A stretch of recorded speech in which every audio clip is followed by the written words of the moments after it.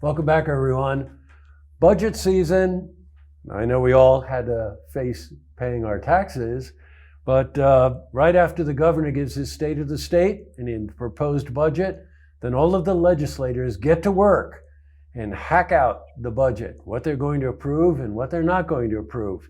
And Carrie Woerner, Assembly member, District 113, better part of Saratoga and Washington County, has been involved in this process for 7 years, I think.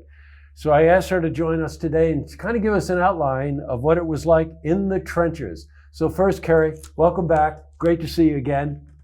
Nice to see you too, Jesse. Thank you for inviting me in. Oh yeah, all the time. I love talking to you, Carrie. Hey, so at any rate, I think I framed that properly, right?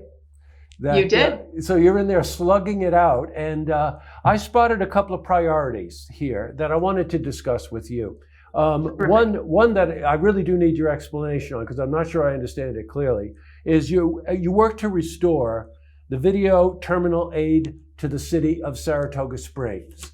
It Yes. sounds a little gibberish. It sounds a little knotted up there. What does it actually mean?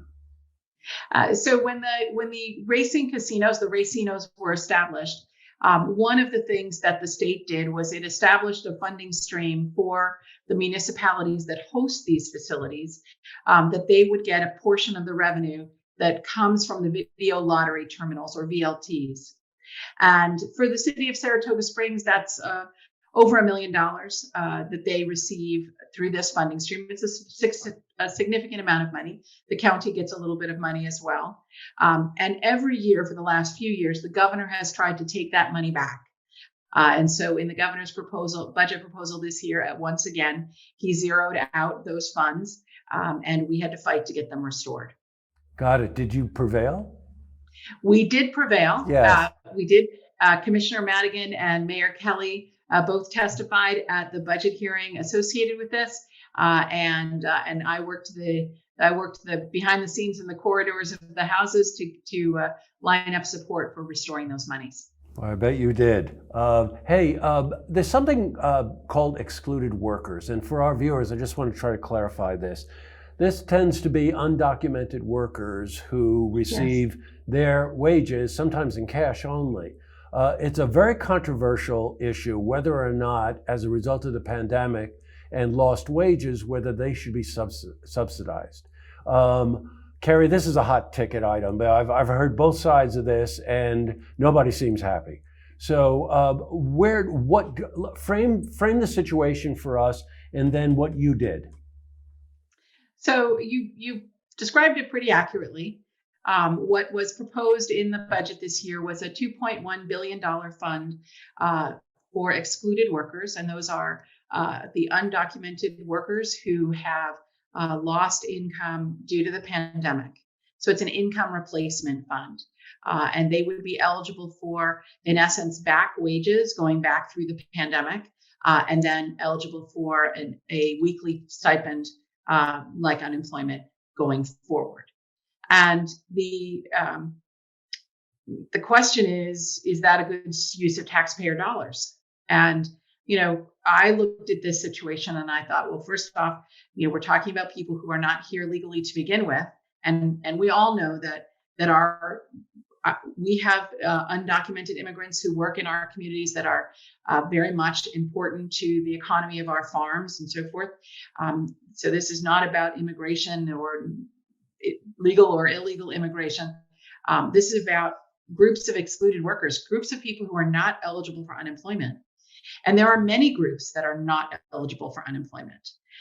We have mothers who have stepped out of the work world in order to homeschool their children over the last year, effectively cutting their family income by 50%. And those families are just having to figure out how to make do because they need to have a family member focused at home doing homeschooling. They're not eligible for income replacement. We have business owners that have, because of capacity constraints due to the pandemic, have lost 50% of their income. And there's no income replacement model for them. We do have grants and loans available for them to buy PPE and those sorts of things to keep their employees employed. but they're not replacing the owner's income. So there's many groups of people who have been excluded, and it made no sense to me that we would direct $2.1 billion of taxpayer money to fund a fund for people who are here, undocumented immigrants who are here working in New York State. And then on top of that, it's very difficult for anybody to verify the income or the loss of income for people who are working for cash under the table. And yes, there are some immigrants who are working with what's called an ITIN number, so it's the equivalent of a Social Security number, and they pay taxes into the system. But many more are working on a cash basis. And so the documentation that would be available to even substantiate an income loss is very limited. So as I looked at all of this, I thought this is not how we should be spending taxpayer dollars, and I voted against it. It did pass. There were quite a number of Democrats as well as Republicans who voted in opposition to this, but it did pass nonetheless. You know what? We don't editorialize. I got to bite my tongue a little bit here, but I'm with you on this one. I just have to state it. And I think it has to do with the next thing I really want to talk to you about is that when you are talking about distributing taxpayer dollars, and you talk about education, and you talk about education funding. That was definitely an item on this year's budget. It is every year, but it hit home closely. I had recently done an interview with Dan Ward, Superintendent Fort Edward, and that interview, and I really encourage our viewers to take a look at that interview. Here's somebody who would stop at nothing to make certain that those kids are protected, and he got into some of the education funding needs for that school, which is a real mix of different income levels. And so it hit the budget again this year, big time. Give us a sense, give us an overview on it and where you netted out on that. So the good news is that we put a lot more money into education, K through 12, as well as pre-K and higher ed this year. And so many school districts who have not been able to offer pre-K programs, so for 3 and 4-year-olds, will now get grants to do that. And many of the schools in the districts that I represent will benefit from that. We also increased the foundation aid, which is the base aid that the schools get. And so schools got between a 3 and 10% increase in their foundation aid this year. To the point that you were making earlier about how schools with high poverty, like Fort Edward, have greater needs. The funding formula for distributing the aid this year took into account more factors that are descriptive of high poverty, like free and reduced lunch programs, and the number of students who are enrolled in free and reduced lunch as a metric of poverty. So that more money went to higher needs districts, which I think is a really good thing. And then with respect to the community colleges, we put a funding formula in place that gave them a sort of a hold harmless or a floor for their funding, so that even though they're experiencing a temporary decline in enrollment, they won't see a decline in aid. That allows them to continue operating, not having to eliminate programs while they build back their enrollment base. And then for higher ed, we added $500 to the maximum TAP or tuition assistance program grant, which is the scholarship or the grant aid, the financial aid that students going into higher ed are eligible for. So this is a really strong step for, I think, all those families who really depend on those TAP grants to help fund a college education for their students. And it's the first time since 2014 that the TAP grant was raised.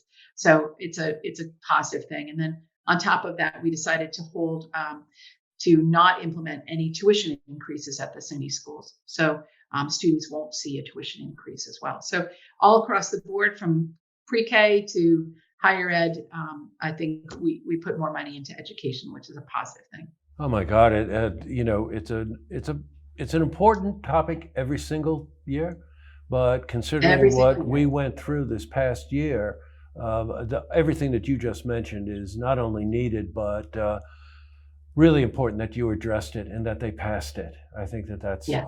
that's seriously important. Carrie, as usual, we're always running out of time when we start talking, but I do want to hit broadband.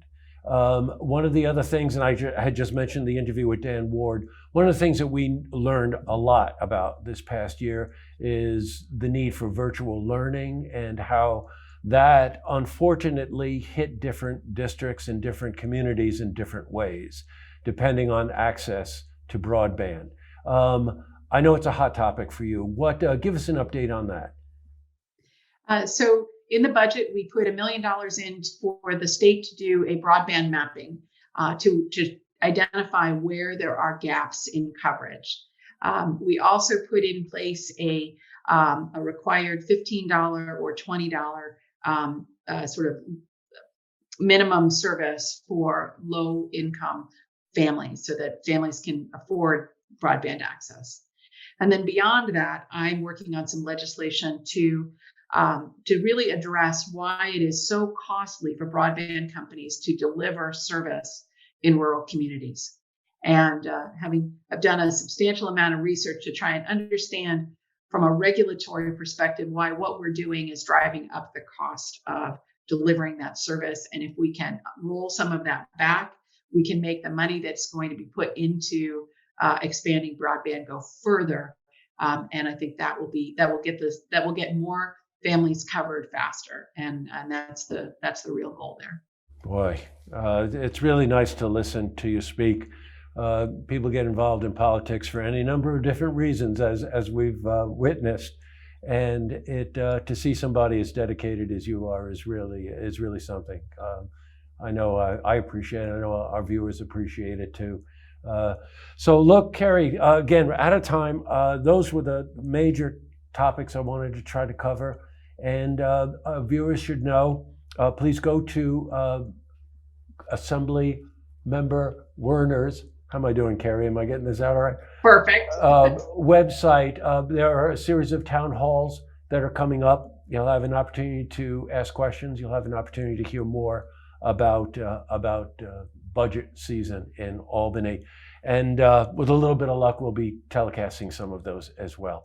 All right, Carrie, thanks very much for taking the time to talk. And please, anything comes up, just give me a holler, and I'll be glad to interview you and let our viewers know about it. Fantastic, Jesse. Thank you so very much. Okay, stay safe, my friend. You too. Okay, bye. Bye-bye.